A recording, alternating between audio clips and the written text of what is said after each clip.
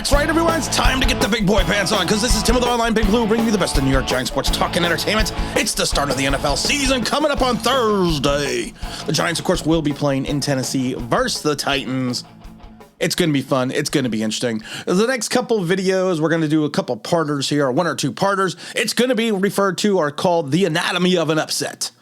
And this week, or this video, I should say, we're going to talk about the Giants defense against the vaunted Titans offense. And that's not so vaunted. And it's one of the things that we're going to do.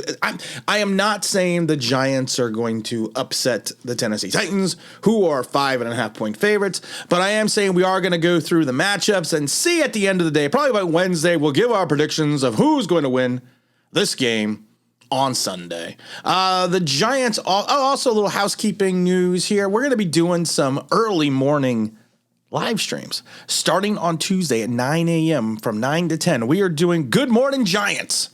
You're going to be able to come in and talk and listen about we're going to talk about everything Giant football leading up to this game against the Titans. We're going to have some fun. We're going to do some giveaways. So you know what? If you're in the car, if you're at work, if you're just driving along, just drop into the chat. You don't have to do any chatting if you don't want to, because you know what? I know you'll probably be at work listening. So you know what? 9 a.m. starting Tuesday. Good morning, Giants. Giants have also made some roster moves. They have waived two today. They waived the defensive backs, and they waived the venerable Platzengummer.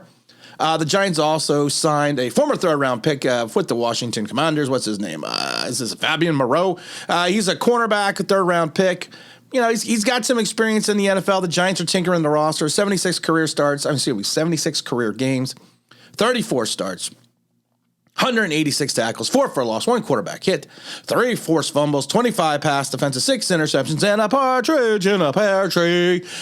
You know what? Pro Football Focus gave him the venerable grade 57.7, which is pretty bad for a defensive back. But you know what? We're just tinkering with the roster. We're moving some pieces around. We're kind of seeing where everything fits at this point in time. But let's talk about the matchup of the New York Giants defense versus the Tennessee Titans offense. You know, I've said this before. I have watched all, and I'm going to lean back into my chair, so I'm going to be unprofessional for a moment. I've watched all the Tennessee Titan games. I watched all of them because of the fact that Malik Willis started every single game. So I watched every single game, and I watched all 3 games to the bitter end. And I'm going to tell you this: the offensive line for the Tennessee Titans, it's not good. And I know they did not play their complete complement of starters. I completely understand that, and I know they had a rookie quarterback behind them, but they were leaking more than the Titanic in reference to coverage. There was times where Malik and Logan Woodside had almost 0 time to throw. Now I think it's funny because last year, in 2021, the Titans had the most amount of cap space designated towards their offensive line. Their offensive line wasn't that great either because Ryan Tannehill had a little bit of a down year. But now they've kind of moved away from that. And they're trying to rebuild this kind of on the fly. And I laugh because if you go through and you account for, and this is not a statistic I came up with, but in 2021, if you count the amount of pressure and also reference to the throw, the sack, the scramble, throwaway, you add in all those things in reference to what the end result was, and you look at the highest sack rating last year for quarterbacks, it was Joe Burrows, Mayfield, Fields, Zach Wilson, Big Ben, and Ryan Tannehill, which is interesting because of the fact that they had the most amount of money spent towards salary cap, towards their offensive line. So I kind of found that interesting. Now, if we're going to sit here and we're going to talk about the Tennessee Titans, the first thing you have to talk about, of course, is always going to be running back. You're always going to talk about the big running back, the bull, the big Derrick Henry, coming off an injury last year, seems to be healthy. It's good. I think the Giants are going to face a downhill rushing attack. And I think if you take a look at this and you look at it subjectively, if you look at the Giants roster and if you take a look at what they have manning the middle, you have to, even with a poor offensive line during the run game, you have to give the credit or the benefit of the doubt, or you have to basically just give the option or the advantage to the Tennessee Titans because of the fact that when you're jamming the middle with the likes of, and I'm not knocking these players, but you have, and you're looking at no Blake Martinez behind you. And in front of you, you're going to have Dexter Lawrence, who is a quasi-run stopper, quasi-pass rusher. You're going to have Leonard Williams, who does certain things well, but nothing great. Justin Ellison and DJ Davis. And Nick, I mean, that is not something you look at and say, okay, well, you know what? Those are some guys that can really handle Derrick Henry. And then you're going to have Tay Crowder playing in the middle of that line, in that linebacker position to McFadden. And then you're going to also have Carter Coughlin. You look at that and you're like, okay, that is, if Derrick Henry gets through the first level and gets into the second level, there could be some problems. There could be some issues. There could be some trouble. And I think that's what, if I was the Tennessee Titans, the first thing I would do is I would pile drive that. I mean, that's what she said. I would run the ball like crazy. I would run the ball. I mean, if I ran the ball 50 times in the first half, that's not enough.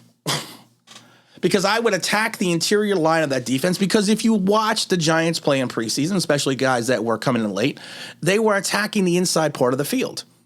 And that's what I would do if I was sitting here looking at the Tennessee Titans. Now, if you're going to go into the passing game, and I know we got into the Ryan Tannehill stat for a minute, then we kind of went to the rim, but if you're going to look at the passing game, this is where you also have to be concerned if you're a Tennessee Titan fan. But I'm going to tell you this. This is probably the one and only few times that the Giants are going to have an advantage in regards to their secondary going up against a team starting wide receivers. Because the Titans, of course, they moved on from A.J. Brown. Well, you have Robert Woods as your number one guy. Now, Robert Woods is 2 years removed from 2 back-to-back 1,000-yard seasons with the Rams. That's not a good start. People think the Giants have an issue with their wide receiving core. The Rams, if you take a look at it, in my mind, have even a bigger issue. Now, I'm not 100% knocking Robert Woods, but he is not the guy he was 5 years ago. You got Burks also. Then you have the rookies. Oh, well, Burks is a rookie, but then you have Westbrook on one side. You got Phillips. You got Hollister. And like I said, it's spawn and sane and pray for rain. And then you throw in the likes of Austin Hooper, who is. You don't know exactly what Austin Hooper is because in his days in Cleveland, he was part of the plethora of tight ends that they had there. But like I said, it's not a front or a unit you look at and say, the Giants secondary, for all their question marks outside of Adoree Jackson, you kind of think to yourself, if you have Aaron Robinson, he could probably hold up against the rookie. Now the rookie is a little bit of a speedster, and we know Aaron Robinson has problems with guys with speed. But you think with Darnay Holmes and Xavier McKinney and Julian Love, this is probably one of the matchups right now for the Giants defense where their secondary might be favored over a wide receiving core. And I think that's great. I think that, that's what we want to see. We want to see that matchup. Now, the only problem is going to be, of course, you have a veteran in Ryan Tannehill. Now, I've said this a million times in the past. I am concerned how this secondary is going to hold up when they play a veteran quarterback. Because of the fact that if you are not going to be able to generate a pass rush, if Azeez Ojulari and Kayvon Thibodeaux are not in the game, you will probably, even with the poor offensive line, you're probably not going to be able to generate the pass rush that you would want to or need to have Ryan Tannehill not pick you apart. Now, Ryan Tannehill is not this guy. Ryan Tannehill is not going to sit there back. He's not Patrick Mahomes, of course. Now, we all know that. But he is a quality NFL quarterback who's thrown for over 30,000 yards, almost 200 touchdowns, and 91 interceptions. He is sacked. He's been sacked quite a bit. In the last season, was sacked 47 times for a total of 350 throughout his career. But he still completes 67% of his passes for 3,700 yards, 21 touchdowns, and 14 interceptions. Now, those aren't eye-popping numbers. His year prior to that, where he was 3,819 yards, 33 touchdowns, and 7 interceptions, was a better year. But like I said, he is a quality NFL professional quarterback that knows how to read defenses. And when you're going up against a young secondary who may have potential issues in reference to understanding coverage schemes and their assignments, because let's be honest, they haven't played extensively, you have to take a look at that and you have to think to yourself, yes, the Giants should have an advantage in the secondary. Like I said, this is going to be one of the few times they should have an advantage in the secondary. They should. Will they? I don't know. But on paper, you think they will. So if the Giants cannot generate some type of pass rush against this, what I would say is is not it's not a top quality NFL, starting offensive line. If they cannot generate that pass rush, they are going to see a lot of Derrick Henry.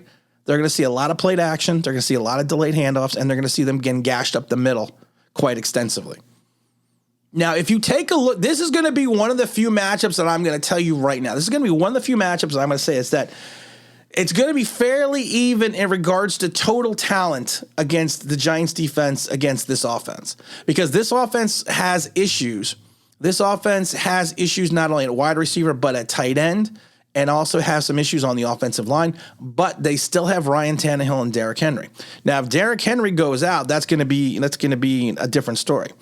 If something happens to him, or if he just has a bad game, that could lead to the Giants having a renaissance of sorts for the defense, maybe only for a week. But like I said, if I'm going to call this in reference to who has the advantage either on offense or defense, I'm going to call it a push. Even with Derrick Henry, I'm calling this a push because right now there are so many question marks on that offensive line and wide receiver and tight end core right now. And even if the Giants do not have a full strength Azeez Ojulari or Kayvon Thibodeaux, they still should have the potential to generate enough rush and hopefully be able to hold on long enough against these wide receivers that they could have the ability to limit the point production for the Tennessee Titans. But if they can't control Derrick Henry, it's all a moot point. Because like I said, if I'm the Tennessee Titans, I run the ball 45 times in the first half. I mean, I just ground and pound. I attack the Giants' offensive line, try to turn them into Swiss cheese or ground beef, and then try to move them and move the pile more extensively in the second half when I know the team has gotten tired. But right now, I'm calling it a push. I'm saying no one has the advantage right now against the Giants defense or the Titans offense. Tomorrow we're going to do the reverse. We're going to do the Titans defense against the Giants offense. That'll be fun. And again, this is Tim with the Online Big Blue, bringing you the best in New York Giants sports talk and entertainment. And as always, if you could if you subscribe, if you could ring that bell, you think what it means, that'd be awesome.